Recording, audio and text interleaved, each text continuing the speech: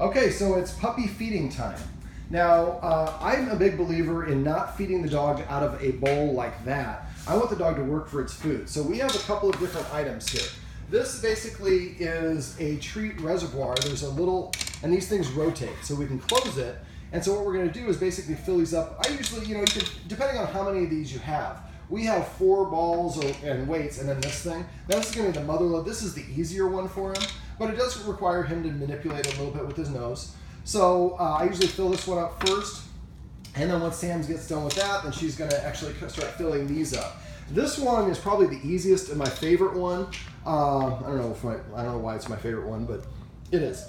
So it's got the big hole, and we're gonna go ahead and I just find if you hold your hand against it, you can just kind of pour them in there, like that. There you go. And then this one has a hole on either side, and so it's kind of like a dumbbell thing. So we put some in one, and we turn around. I usually put it against my chest to prevent them from falling out. And while she's doing this, I'm going to talk. So Quest, you see, is getting excited. Quest used to get extraordinarily excited and would whine and launch himself up against the side of this. I've been making him sit before I put any of these balls in the ground. As you can see, his energy is much, much better. I wish I had a before video because he was crying, whimpering, running around, and throwing a little temper tantrum. So basically, what I would suggest you do is maybe pull out a Ziploc bag or something and measure out the amount of food that you're gonna feed that dog during the day. Let's put some in these two as well. There's some, okay, perfect. So let's go ahead and put the orange one down first, or the red one, yeah. And we're gonna watch how Quest gets out of him. So he almost becomes like a little soccer player. And as he rolls it the right way, you'll see him kind of move and a treat will pop out, and then he'll grab it. So what I do is I just kind of leave several of these on the ground at once. And I'm just doing one right now just so we can watch how he interacts and gets them. There we go. So you see there's a treat right there.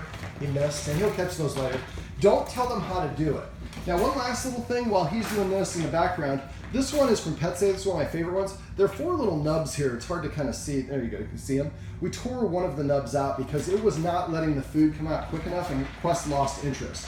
So by having only 3, the food comes out of this one pretty easy. Now, the red ball that I got there, I got that on Amazon, and that one was pretty easy. Here you go, Quest.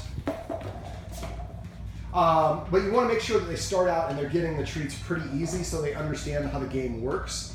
Let's go ahead and put the blue one down in the middle of the room. And now I also usually get baby carrots, and I put the baby carrots down. Yeah, let's throw that one down as well. I leave those. They usually don't eat the baby carrots until later, but later on, if your dog is used to eating baby carrots, you can freeze them, and it really helps out with teething. And I'll go over that with you in a separate video. But dogs in the wild spend 90% of their time looking for food. So when we provide food in a bowl, even if we don't leave it in the bowl all the time, we really rob them of something that is a good way to to stimulate them. And they also feel better because they're earning their food. This isn't hunting, but it's a similar principle. So, and this one I like is, as you see, he's learned to flip it over. At first he would just roll it. But again, this helps the dogs with their problem-solving skills and helps them feel better about it because they're actually eating, getting the food, they're not hunting, but they're earning their food, maybe is a better way to put it. Well, let's put the star down in the middle. This is his favorite because he knows how to get them, and he gets a lot out of them real quick. This also helps with dogs that eat too fast. Now, he's still eating pretty fast, but he can only get a couple bites here, a couple bites there. And so that will help in the long run with how, some puppies, I forgot, but a lot of puppies, if your puppy gets hiccups, it's probably eating its food too fast.